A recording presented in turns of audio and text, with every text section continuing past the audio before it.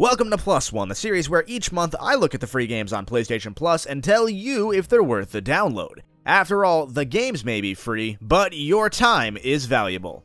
I said that a little differently this time, but I'm gonna roll with it. Today it's time to take a look at the second of PS Plus's 4 free PS4 games from January, Portal Knights, a voxel-styled sandbox RPG released officially back in 2017. It goes without saying if you're watching the video that this game clearly takes a ton of inspiration from Minecraft, and I know that many of you are already likely scoffing at the game. But hear me out on this one, because Portal Knights brings more changes to the Minecraft formula than just about any other Minecraft clone out there. I was actually pleasantly surprised by how different this game was at first. Does that mean that it does enough to justify dozens of hours of your time and 4 GB of your hard drive space? Without further ado, let's find out. I don't really think I need to explain how Minecraft plays. It's the second highest selling game ever after all. But just in case, it's a first or third person sandbox adventure game where you build or explore a procedurally generated world, filled with enemies and different materials for you to fight and obtain. Portal Knights plays just about the same mechanically, but moves in a very different branch beyond that. Both games share a creative mode where you have unlimited resources to build whatever you'd like, but where Minecraft has a survival mode focused around building a safe house and then exploring deeper and further into the more dangerous areas, Portal Knights has a full-blown adventure mode, a full RPG story taking you across dozens of smaller hub worlds. Now, of course, this game is clearly designed more for a younger crowd, so it's not an incredibly deep, gripping narrative or anything. That's not really what I'd want out of a Minecraft game though, and I kind of like what Portal Knights brings to the table. In every level, you're likely to find a handful of NPCs that will often give you quests such as bring me a certain item or I lost my pants. That's a real one, by the way. You already know how RPGs work. Completing these quests earns you experience points and other rewards. As you level up, you can upgrade your character's stats and start unlocking stronger perks based on your class. Yeah, the game even has classes, and they sort of matter. They're the usual swordsman, archer, mage trio, but they determine what weapons you'll be running with throughout the adventure. This part is kind of iffy to me, because each class only has 3 main stats that are worth upgrading. There's a little bit of variation. For example, I could upgrade my mage's melee damage if I wanted to use scythes instead of, or in addition to magic wands, but it sort of feels like this part was tacked on compared to the rest of the game. I'm not really complaining too much though, because oddly enough, I was really enjoying leveling up despite being an RPG veteran who's leveled up probably thousands of times by now. Maybe it's the level up noise, I'm not really sure. Anyway, that wasn't the part of the adventure mode that I wanted to highlight the most, so I want to touch a little bit on the actual adventure here. Each world has its own unique flavor and is designed around a certain theme, just as you would expect from a more traditionally designed game. There are levels with that red-orange autumn hue around the leaves and the grass, desert worlds, a massive castle level with merchants to sell you items, and even a handful of empty worlds that you can buy and make your home. You can jump between these worlds by rebuilding the portals on each subsequent level, taking you on a linear 20 or so hour journey through everything Portal Knights has to offer.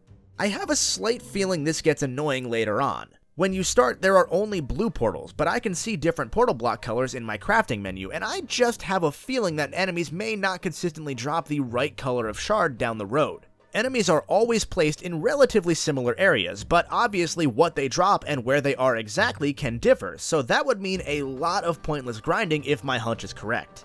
That said, I can't honestly tell if the adventure mode's terrains feature much procedural generation, or if they're more or less handcrafted, but that didn't matter to me because they felt like these handmade worlds. I really like how Portal Knights uses its adventure mode to ease players into the mechanics, and because of this, I think it might just be one of the best builder games to start a new player with, be it your children or just a friend who didn't get into that Minecraft hype train early on. There are even 4-player online and 2-player split-screen co-op options for you to play with your friends or kids and experience the game together. And honestly, I would say that you need at least one partner to fully enjoy the game.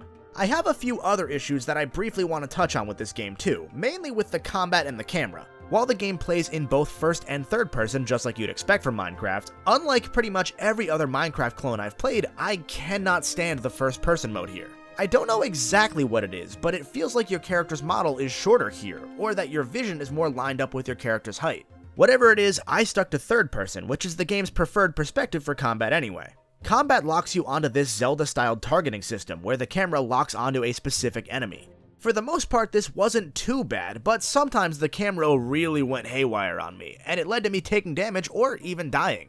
Unlike in Minecraft where you can lose everything, death here only loses you a few coins, so it's not that big a deal, but I feel like I shouldn't have to struggle in a combat system focused around holding down R2 and maybe sometimes dodging. There are also your usual inventory complaints that I have with the clunky Minecraft inventory system, but if you've played Minecraft on console, or pretty much any game with this crafting system in the last decade really, you know what I mean. With all that said, I think that Portal Knights is an incredibly solid intro into the voxel builder genre of games, and if you're looking for either a new one of those or your first one of them, then it could be worth a +1 to your collection. The RPG spin on Minecraft is just neat, though I would say that if you don't have friends to play it with, you're probably not going to go all the way through the adventure mode before you get bored. To me at least, these games have a shelf life alone, but even with one friend, they can entertain you for months on end. If you're looking for another game to dive into as a trophy hunter, I would say look elsewhere unless you've got a lot of time on your hands. Because if I had to guess, the platinum for Portal Knights has gotta take you at least 50 to 70 hours. And as always, if you're watching this after January and the game's no longer free, Portal Knights runs for $20 at its regular price. I think I would personally prefer the Dragon Quest Builders games if I'm gonna play solo, because those seem to go for a much deeper RPG experience. But you really can't go wrong at $20 for this one, especially when Dragon Quest can go for full price even now. Both of these games have free demos, so I would say try them both out and buy whichever one you like more. But what do you think? Are you going to give Portal Knights a shot, or if you have already, how do you feel about it? Let me know down in the comments below, and while you're down there, don't forget to hit the like button to help the channel grow. If you're new here, I upload at least one video a week, covering both the free PS Plus games every month and larger topics like full game reviews or highlighting games you didn't even know you wanted to try, so make sure you subscribe too.